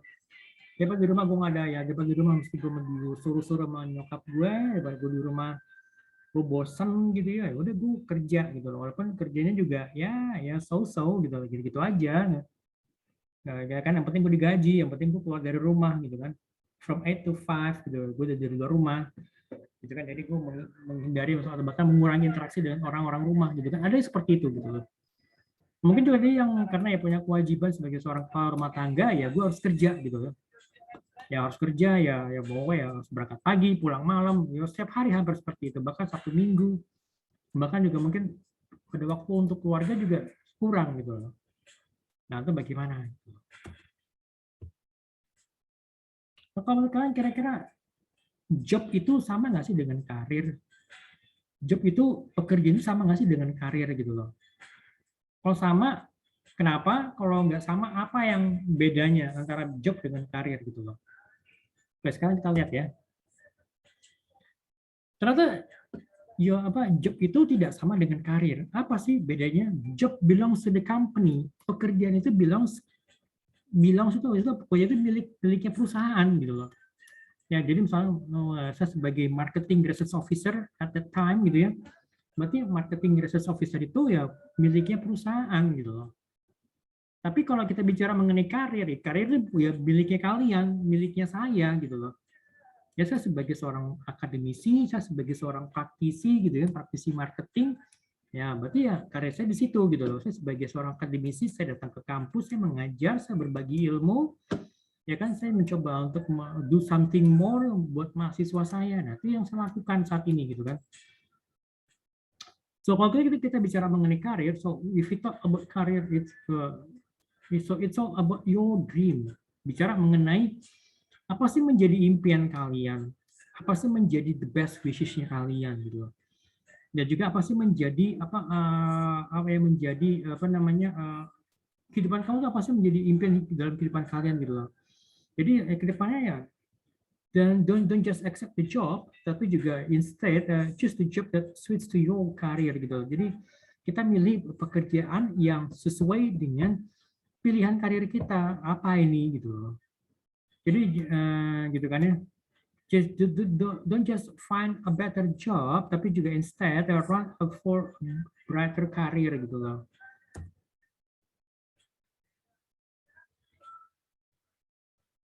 Job is only a vehicle that can take us to a place where we want. Job itu merupakan hanya sebuah kendaraan yang mengantar kita ke tempat yang kita inginkan. Jadi job itu sebagai sebuah kayak media, sebagai vehicle kendaraan tok gitu loh. Ya kan? Tapi ya kita juga ya mungkin kita memiliki harapan terhadap pekerjaan kita memiliki harapan bahwa mungkin nantinya supaya saya bisa menghidupi keluarga saya dan lebih baik lagi, saya bisa saya bisa merasa feel secure, merasa aman karena saya punya pekerjaan yang sifatnya tetap gitu kan. Tapi ya pekerjaan itu tetap aja nggak akan pernah menjadi milik kita gitu loh. You may have attachment to your job, but it's not and it will never be yours gitu. Itu nggak akan pernah menjadi milik kita gitu loh. Ini namanya kalau direktur keuangan ya udah itu miliknya perusahaan gitu, marketing director gitu kan. Ya sebagai itu miliknya perusahaan gitu loh. Gitu kan ya itu ya once ya kalian kalian sudah pensiun ya marketing director ini akan diisi oleh posisinya akan diisi oleh orang lain yang mungkin yang lebih muda atau mungkin bawahannya mantan bawahan kalian akan mengisi posisi yang di situ gitu loh, ya kan? Jadi kalau misalkan kalian berpikir bahwa job itu sama dengan karir kalian ya, kalian tuh harus berkompetisi dengan 185 juta orang lainnya yang dimana mereka ini adalah merupakan penduduk yang masuk ke dalam kategori usia produktif. Jadi usia produktif itu mulai dari usia 15 sampai dengan usia 64 tahun. Jadi Misalkan kalau kalian punya orang tua yang mungkin sudah pensiun usia mungkin usia 56 atau 57, sebenarnya dia orang tua kalian itu masuk ke dalam kategori usia produktif gitu loh. Cuma sayangnya kalau di Indonesia itu usia pensiun itu ada di usia 55 tahun. Mungkin kalau kalian coba cek ke negara lain, itu misalkan kalau di beberapa negara di Eropa, itu usia pensiun itu bahkan sampai 60 tahun lebih gitu loh. Ya kan? Nah, seperti itu. Kenapa? Karena usia harapan hidup itu semakin meningkat gitu kan ya. Bahkan juga mungkin ada beberapa di negara luar itu yang ya usia 70 itu masih kerja. Seperti kalau kita lihat misalnya seperti kayak apa Presiden Amerika Serikat Joe Biden itu usianya berapa? Kan pasti usia lebih dari 50. Bahkan usia sampai 70 tahun lebih gitu kan. Hampir 74 ya masalah gitu. Nah, kalau kita bicara mengenai apa? Mengenai karir, jadi better understanding about career will increase productivity. Jadi maksudnya ya productivity itu kontribusi kepada ya keluarga kita, pada perusahaan kita, pada apa dunia bisnis dan juga pada negara pastinya gitu kan ya. Nah, jadi dalam dunia dalam kehidupan pribadi, jadi apresiasi terhadap karir itu yang akan membawa kita kepada apa kesempatan kita supaya kita bisa meningkatkan diri kita menjadi yang lebih baik lagi gitu loh. So, kita bicara mengenai job. So, what is job? Job is the tools for the company to achieve the target of the organization. Jadi ini berarti job ini it's all about company gitu, misalnya miliknya perusahaan gitu loh. Jadi job itu memang job itu sebagai media bagi para individual untuk bisa memenuhi kebutuhan mereka dan juga yang bisa mereka supaya mereka do something gitu loh. Job is the path. Job itu merupakan jalur untuk kita bisa mendevelop diri kita secara personal dan juga secara profesional gitu loh. Job juga merupakan kendaraan, is the vehicle to gain personal achievement and to give back to community. Jadi vehicle kendaraan yang dimana kita bisa mendapatkan personal achievement ya, misalnya bonus, gaji, apa ya yang lainnya gitu kan, personal achievement dan juga ya dimana kita juga bisa memberikan balik pada lingkungan gitu loh. So, sekarang kita bicara mengenai karir. So, what is karir? So, karir berarti bagaimana kita bisa mengetahui diri kita, maksudnya mengetahui keunikan diri kita dan juga apa yang menjadi passion kita gitu loh. Kan? Bagaimana kita bisa hidup memiliki kehidupan yang sifatnya meaningful, yang berarti, berarti bagaimana di sini kepada tujuan hidup gitu kan ya. Bagaimana ya kita ingin diingat ya kan, ingin diingat pada saat ya kita sudah tiada nantinya gitu kan, kita mau ingin diingat sebagai apa nih gitu. Dan juga bagaimana kita bisa berpikir secara positif dalam kehidupan kita, berarti ini motivasi ya kan, apa ya kita harus setiap hari dicambuk gitu kan, apa ya setiap hari kita harus dimarahin supaya kita bisa termotivasi untuk bisa bergerak gitu. Apa ya kita mungkin dalam setiap jangka waktu tertentu kita harus misalnya mengikuti seminar motivasi atau webinar motivasi gitu kan ya. Kalau setelah keluar dari ruangan motivasi, wow semangatnya tinggi. Ini pas lagi soalnya dengan sejalan dengan ya seiring dengan berjalannya waktu ya lama-lama ya motivasi kita turun secara perlahan tapi pasti ya turun gitu kan, sama aja kayak misalnya kayak baterai handphone kan ya perlu ada bantuan dari luar supaya bisa ngecharge gitu kan. Nah, bagaimana kalian bisa melakukan self recharge gitu loh. Bagaimana kalian bisa mau berpikir secara positif dalam kehidupan kalian. Itu berarti motivasinya gitu loh. So, a spirit to make changes in life now. Berarti ini actionnya apa sih dalam hidup, action kita ini apa gitu loh. Dan juga bagaimana kita bisa mencapai happiness and satisfaction in life gitu loh. So, masih tetap bicara mengenai job, your job should never define you. Jadi pekerjaanmu tuh nggak akan pernah bisa mendefinisikan siapa diri lo sebenarnya gitu loh. Oke, next. Tadi udah jelas ya, berarti job itu alat instrumen, jadi tools-nya ya bagi perusahaan untuk bisa mencapai corporate goal, kemudian sarana bagi individu untuk bisa memenuhi kebutuhan hidup dan juga berkarya gitu loh. Jalan untuk bisa berkembang secara pribadi dan juga profesional. Jadi ada jalannya nih, jadi ada path-nya gitu loh. Kendaraan untuk bisa memperoleh pencapaian pribadi, personal achievement, dan juga berkontribusi bagi lingkungan sekitar. Ya misalnya ya ada kegiatan CSR, corporate social responsibility gitu kan. Oke, sekarang kita bicara mengenai karir. Ya karir ya bicara sepenuhnya mengenai diri kalian gitu, diri kita, diri saya gitu loh. Ya, bagaimana kita bisa mengetahui diri kita, apa sih yang menjadi minat, hal-hal yang sangat-sangat kita minati apa gitu loh. Terus juga pasti kita ingin memiliki hidup yang bermakna. Jadi ada tujuan hidup, bagaimana kita ingin diingat saat kita sudah tiada nanti gitu loh. Kemudian juga bagaimana kita senantiasa punya pandangan positif sepanjang hidup kita. Berarti kita bicara mengenai motivasi kita gitu loh.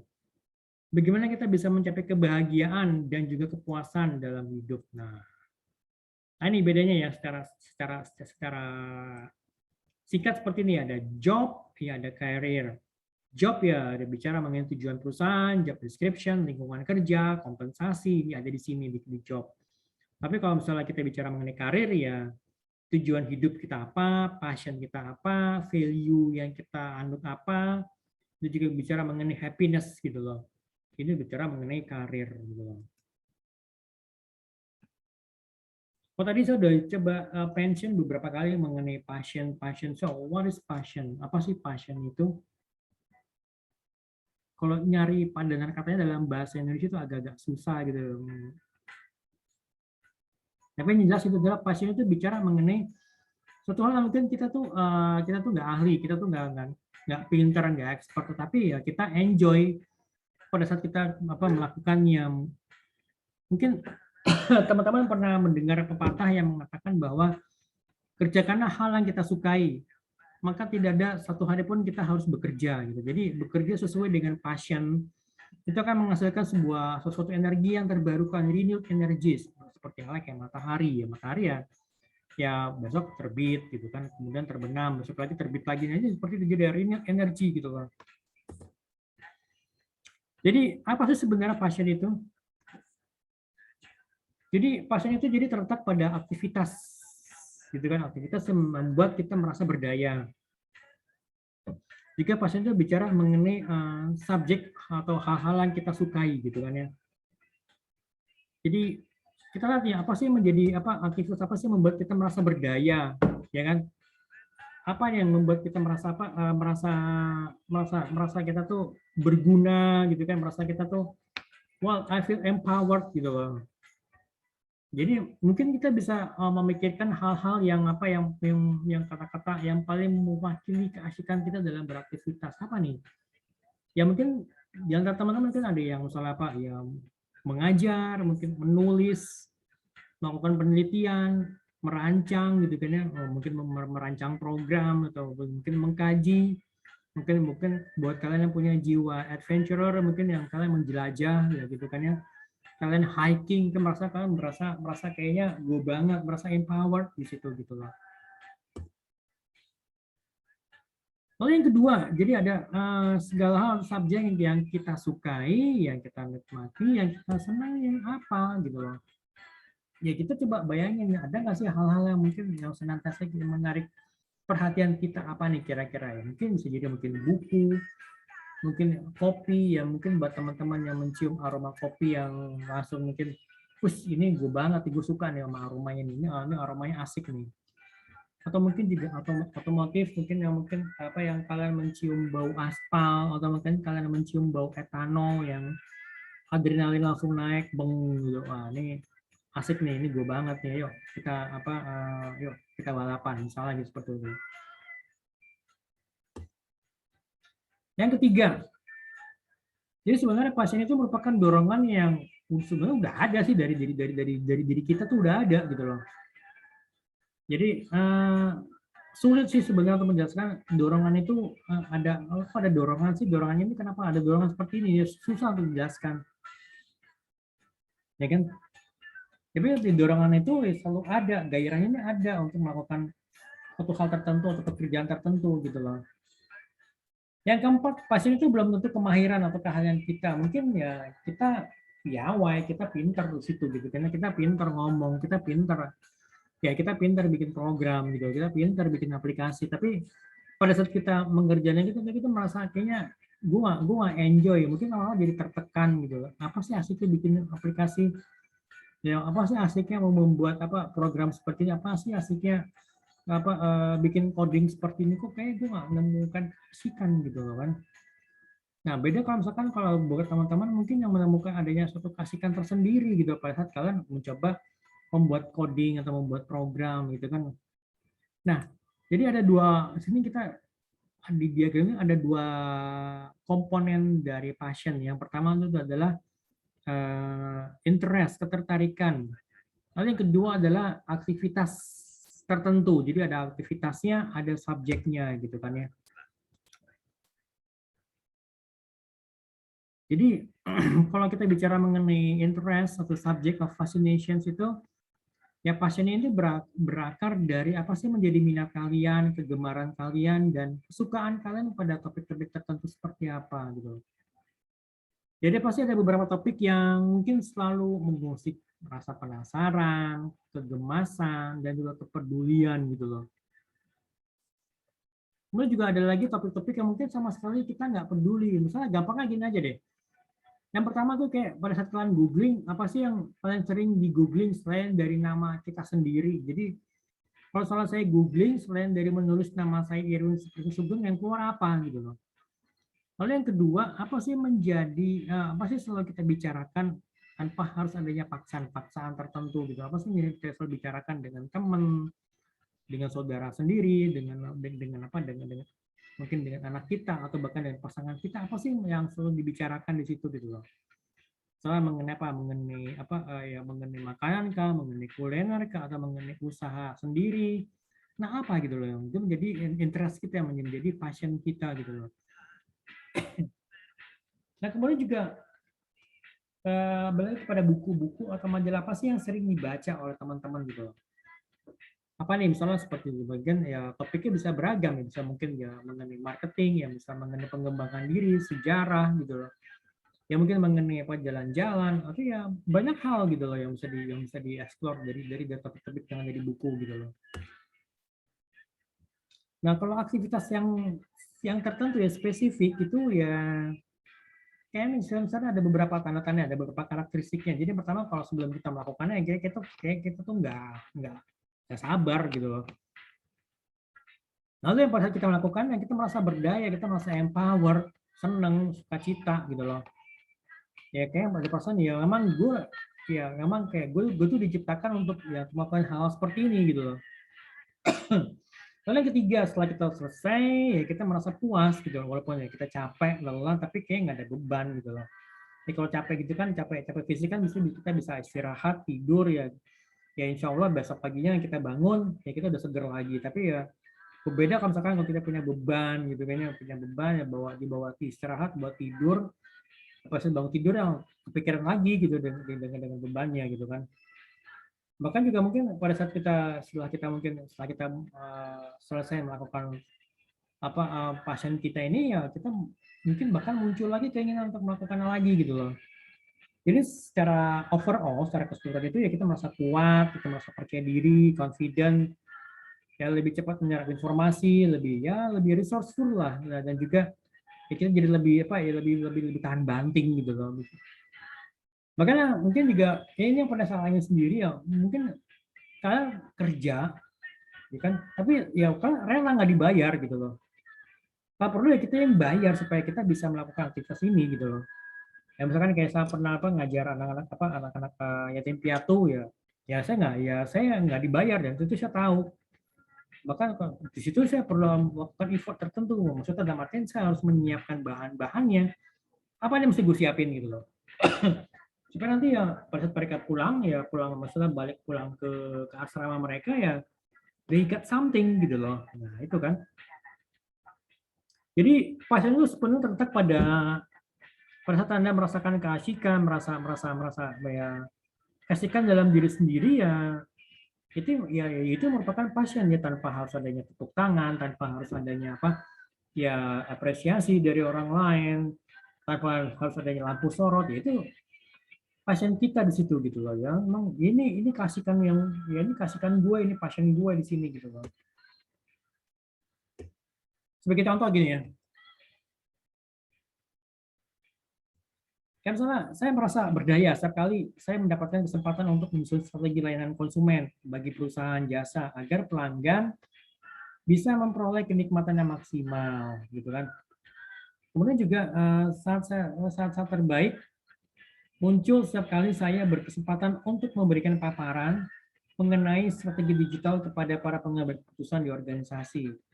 Ya, saya merasa yakin bahwa mereka bisa memperoleh manfaat dari diskusi ini. Jadi karena mungkin juga pas ada saat kita diskusi santai dengan orang walaupun topiknya serius, kita merasa empower, kita merasa berdaya gitu loh. Ya, misalnya saya merasa waktu itu berlalu cepat banget ya setiap kali kalau misalnya saya berdiri dan berkreasi di depan panggung gitu loh. Bahkan juga saya mungkin merasa menikmati setiap kali berbicara di depan publik yang saya kenal mengenai pendidikan gitu loh. Dan juga banyak ya pasien-pasien saya mengenai mungkin nanti kalian bisa coba cek di sini. Nah nih, this is my passion gitu loh. Ya kan? Di sini tradisional kuliner, makanya saya kalau misalnya kasih contoh pasti siapa sih nggak jauh dari tradisional kuliner, misalnya seperti kayak kopi gitu kan ya.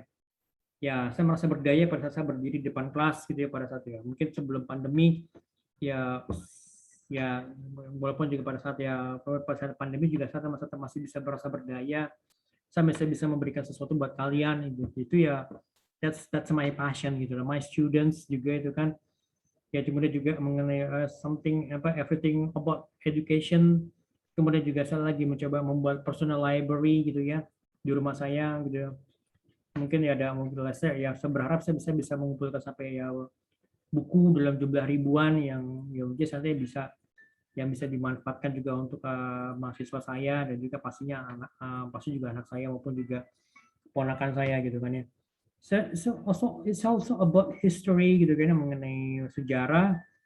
Ya saya suka gitu loh sejarah gitu, gimana kita bisa pikiran kita bisa melayang ke masa lalu, apa sih sebenarnya terjadi pada saat itu gitu kan ya, apa sih terjadi pada saat misalnya pada saat kerajaan Majapahit itu mungkin dengan Mahapati Gajah Madanya yang bisa menyatukan seluruh Nusantara gitu kan. Apalagi zaman dulu kan belum ada satelit, zaman dulu itu kan masih ya semuanya masih semua serba tradisional ya kan, dengan pusat kerajaan yang ada di Trowulan di Jawa Timur gitu kan. Kemudian juga ya airplanes ya otomotif juga ya walaupun cuma sekedar ya walaupun nggak ya apa namanya nggak gigs, maksudnya nggak sampai harus gimana gimana, tapi ya ya sekedar untuk mengetahui ya sudah supaya supaya punya pengetahuan aja gitu loh, buat pengetahuan mengenai otomotif yang mengenai airplanes. Apalagi kalau airplanes itu saya suka gitu ya, ngeliat bentuk pesawat misalnya kayak pesawat baling-baling atau mesin pesawat jet gitu ya gitu. Kemudian juga batik, saya pengkoleksi batik, saya suka dengan batik gitu ya. Ya itu ya karena saya merasa berdaya kalau misalnya saya menggunakan batik ya, yang mengingatkan kepada misalnya kepada bagaimana para pembatik zaman dulunya itu membuat motif batiknya dengan menggunakan tangan gitu kan. Itu kan benar-benar kerjaan yang benar-benar kerjaan yang membutuhkan ketelitian, keahlian gitu loh. Dan ya, pastinya juga walaupun salah orang yang mungkin masih baru ya pastinya ya perlu dilatih ya. Dan pastinya latihan itu ya nggak gampang gitu kan ya. Gitu. Nah ini ya beberapa contoh-contoh passion dari saya gitu loh. Dan sayangnya ya hanya 1 dari 10 orang bisa membedakan antara passion dan profesi, antara passion dengan jobs gitu loh. Antara ya jobs dan karir, passion dan profesi itu sih sayangnya gitu loh. Gitu. So Kalau ada pertanyaan, monggo silakan. Saya bisa dihubungin di Japri atau di apa di grup juga boleh. Atau mungkin nanti besok kita bisa membuat sesi sesi diskusi tersendiri ya, bagaimana supaya kalian mungkin bisa dapetin ide-ide untuk ide-ide yang terkait dengan terkait dengan passion atau mungkin ide-ide yang terkait misalnya dengan dengan entrepreneur gitu loh, itu juga bisa gitu loh.